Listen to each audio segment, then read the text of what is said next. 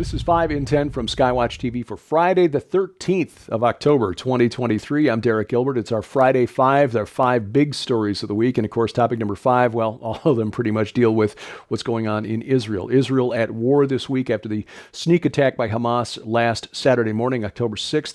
50 years plus 1 day after the start of the Yom Kippur War back in 1973. Israel formed a wartime or emergency cabinet for the duration of the war. This will consist of 3 members: Prime Minister Benjamin Netanyahu, Defense Minister Yoav Gallant, and the chairman of the National Unity Party, that's Benny Gantz. In addition, Lieutenant Colonel Gadi Eisenkot, former IDF Chief of Staff, and Minister Ron Dermer serve as observers in this war management cabinet. They did hold a spot open for another opposition party leader, Yair Lapid. He has decided not to join the wartime cabinet here. We will see what will come of this. It appears that a ground war in Gaza is imminent. Now, we've seen some pushback here from Christian brothers and sisters who are saying that all of this is a psyop, that the media lies. We can't trust the media. Remember back in Iraq, the weapons of mass destruction. Remember the stories from Kuwait City of babies being ripped from incubators and dashed against the wall and how that all turned out to be a lie. That is true. That is true. But there's a significant difference between what happened in 1991 and what is happening now, 32 years later. Number one, video phones. They are everywhere. And in fact, Hamas terrorists were gleefully posting the videos of the carnage that they created to Telegram channels and other social media sites. Corroborating the accounts coming out of Gaza and the communities bordering Gaza is much easier than it was back in 1991, where the stories of the babies in Kuwait City came from a congressional testimony, a congressional hearing with testimony by a young Kuwaiti girl, 15-year-old, who claimed she saw it. It turned out later she was the daughter of the Kuwaiti ambassador to the United States, and that her testimony was essentially scripted by a public relations firm in Washington, D.C. We learned that later. Here's the thing. Yes, we understand the media doesn't always tell the truth. They establish a narrative and try to maintain it for the deep state. Got that. Also, remember that the best lies contain an element of truth. So if you believe nothing from the corporate media, you are just as likely to be deceived as people who believe everything from the corporate media. Your task is to exercise discernment and pick out the chunks of truth from the soup of lies around it, in order to figure out what is going on. And the question is, who benefits from all of this? We'll get to that in just a minute. Topic number 4, the possibility that Hamas was too successful. This, according to an exiled leader of the group in Lebanon, in an interview with Russia Today, RT, he said that they've been planning this for 2 years. Of course, Wall Street Journal, as we told you earlier this week, reporting that it was done in conjunction with and the approval of the rulers in Iran. They, according to this gentleman, Ali Baraka, and I use that term loosely here, he said that the organization Hamas intentionally projected a rational image to the rest of the world to give them cover for the terror attack that they planned for the last 2 years. Again, they were aiming for the 50th anniversary of the Yom Kippur War. Violent Muslim groups like to use those anniversary dates. It's a spiritual thing. Anyway, to keep it from Israeli intelligence, according to Baraka, only a limited number of Hamas leaders knew it was even coming. But, he says, he and his fellow leaders never expected the success in their eyes that they achieved. More than 1,200 Israeli dead at this point, mostly civilians, including children. And yes, the accounts of the beheaded children in Kfar Aza, the kibbutz, has been confirmed by independent media sources. Look, when BBC, which is typically pro-Palestinian, is confirming the account, you might want to consider that the story doesn't fit your preferred narrative. It's horrific, but this is ultimately a spiritual war that is unfolding in Israel. It's not to say that everything Israel or the Israeli government does is absolutely correct. We do not worship at the altar of the geopolitical state of Israel, but the fact remains that there are things happening there that can only be explained in terms of the spiritual war for control of God's Mount of Assembly, that is Jerusalem. Anyway, according to Baraka, they thought they might be able to get away with 2 or 3 abductees, and with 2 or 3 abductees, they could negotiate with the state of Israel, which has historically been willing to give up far more in terms of Palestinian captives or prisoners to get one or two Israelis back. But according to Baraka, with two abductees, they could negotiate with Israel for permission to build a seaport, which of course they want because that bypasses then Israeli checks on potential arms shipments coming in and so forth. Permission to build a seaport, freedom for hundreds of prisoners held in Israeli jails. With more than 100 abductees, they face the entire Israeli army inside Gaza, end quote.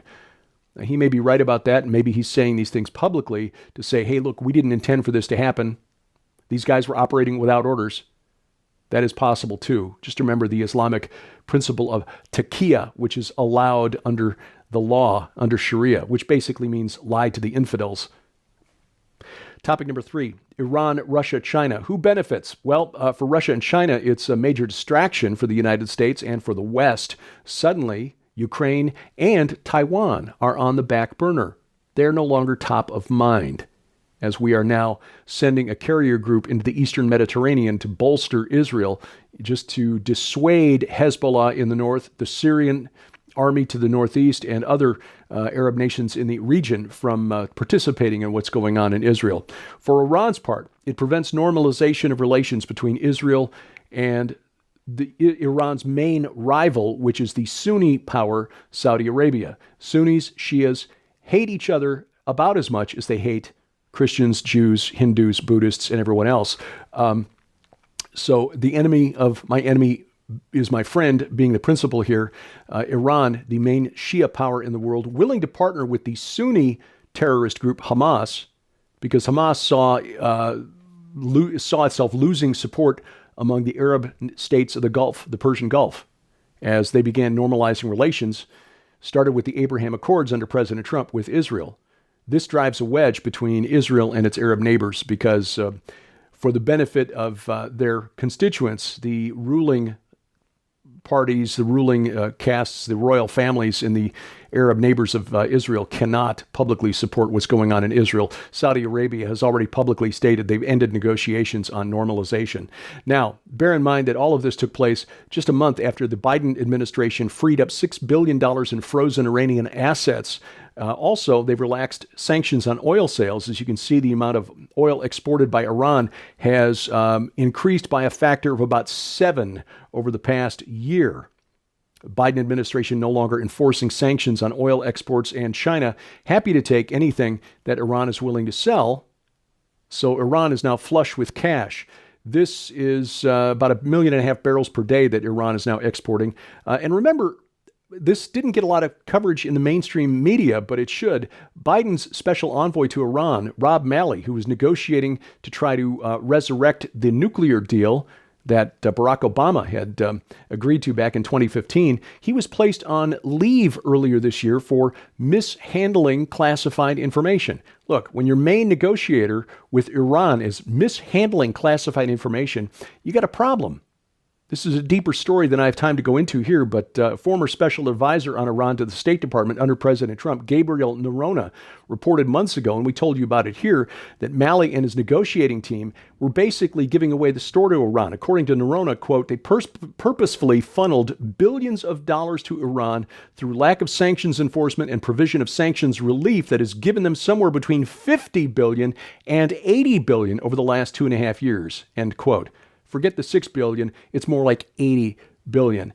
And that's why Iran is taking the opportunity to strike at Israel now. Topic number 2, Friday the 13th. I pray that by the time you see this, nothing will have happened. But Khalid Mashal, a founding member of Hamas, gave a speech Wednesday asking Muslims around the world to essentially take jihad to the rest of the planet on Friday the 13th. Especially in Muslim countries and among the Muslim diaspora around the world. So Muslim communities here in the United States, notably in Michigan, for example, Hamtramck, Dearborn Heights, places like that. He called it the Friday of Al-Aqsa Flood and said it would send a message of rage to Zionists and to America. There are Muslim communities all over the United States. A church that Sharon and I belonged to for a while in St. Louis, a small independent Baptist church, is now a mosque. This is not uncommon. So I pray that by the time you see this, nothing will have happened. But bear in mind, with the millions that have crossed our southern border without any real screening process, the possibility exists that sleeper cells are here in these United States. Coming up, we'll end the week on a bit of a high note. Some good news that came out of the stories from Israel this past week. Beware of Jewish grandmothers. That's next on the Friday Five. Well, ladies and gentlemen, we want to make sure you know how you can get your copy of this incredible new book in the Before Genesis Master Collection.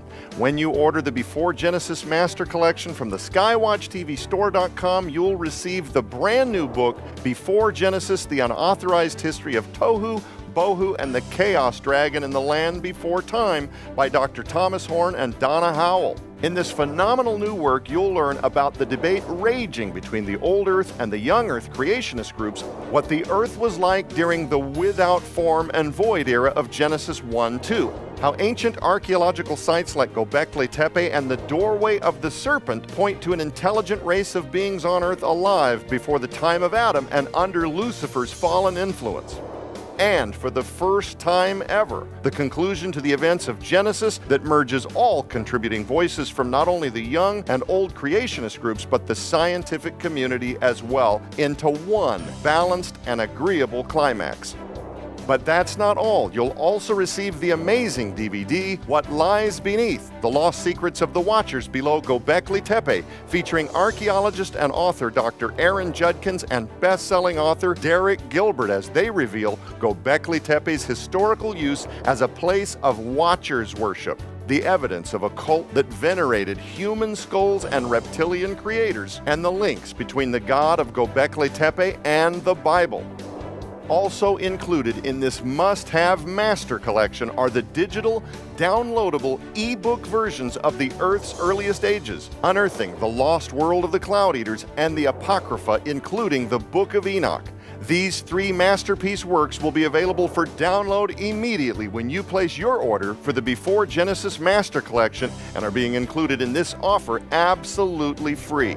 All of these items hold a retail value of over $85. Yours now for your donation of only $35 plus shipping and handling. So don't delay. You can scan the QR code on your screen using the camera app on your phone for instant access to this special opportunity. You can also visit us at skywatchtvstore.com or call 1-844-750-4985 and ask for the Before Genesis Master Collection right now. Item number one today, this woman is legend. Rachel Edry, E-D-R-I. She and her husband fled on the morning of October 7th, that was this past Sunday morning, fled to a bomb shelter in their home community, Ofakim, returned back to their home to find 5 Hamas terrorists waiting for them inside with a rocket launcher, grenades, and AK-47s. They threatened the couple. One of the men held a grenade to her head. Now, it turns out that Mrs. Edry speaks Arabic. And so, thinking quickly, recognizing that her son, who are both local police officers, would be checking on them, she very calmly began to stall for time by asking if they were hungry. And of course, it makes common sense. I mean, if you're hungry, you're more likely to be irritable and perhaps do something foolish. So she began feeding these 5 terrorists, holding her and her husband hostage. I mean, this woman is in her 70s now. And for the next 20 hours, kept them fed, baked them a meal, gave them canned pineapple. Oh, your blood sugar looks low. Let me fix that for you. Treated and bandaged one of the men who had an injury on his hand. Managed to signal her son through the kitchen window, holding her hand to her face to indicate 5 men in the house. When the counterterrorism unit entered through the roof, they found the terrorists inside the kitchen eating cookies, and they were neutralized. Put her right up there with Yael, the wife of Heber the Kenite, who took out General Sisera, leader of the Canaanite army destroyed by Barak and Deborah. It's, don't mess with Jewish grandmothers. During the month of October, our thank you for your gift of any amount, for your support, is the book Ebenezer. This is a novel by Donna Howell, a brilliant writer that picks up the story of Ebenezer Scrooge after Christmas. How was his life changed? I mean, the story ends on a high note. He's given Bob Cratchit a raise. He's brought the biggest goose in all of London for the Christmas meal. But what happened next? That's where the story picks up. We'll send you a copy if you're in the U.S. or Canada for your gift of any amount during October. Find out more at our website, skywatchtv.com. Look for the red donate button. You can also donate through skywatchtvstore.com or by calling us toll-free, 844-750-4985. This week on Skywatch TV, our 6-week special investigative series, Before Genesis, continues. We talk about what happened before the creation of Adam and Eve in the garden. I was honored to be on the panel along with Donna Howell, Tom Horn, and the Skywatch investigative team. You can find our broadcast schedule posted online if you watch over the air, skywatchtv.com/channels. You can watch the program right now at our website, skywatchtv.com. All of our video content is there. It's also at our YouTube, or rather Roku and Apple TV channels. If you got a set-top box, make sure you've got the Skywatch TV channel there. The YouTube channel for the main program, all of our content there, or the main show anyway, that's at Skywatch TV now. Rumble channel, rumble.com/Skywatch TV, or better yet, get our free app for your smartphone or tablet. All of our video content, an audio Bible with multiple translations, calendar of upcoming events, news updates 3 times a week, and more, all in the palm of your hand, whether it's iOS, Android, or Amazon Kindle Fire phone or tablet. You'll find the link to the App Store right for your device at skywatchtv.com. Look for the link in the top menu bar. Thank you for watching as we keep watch and pray for the peace of Jerusalem. I'm Derek Gilbert. This is 5 in 10 from Skywatch TV.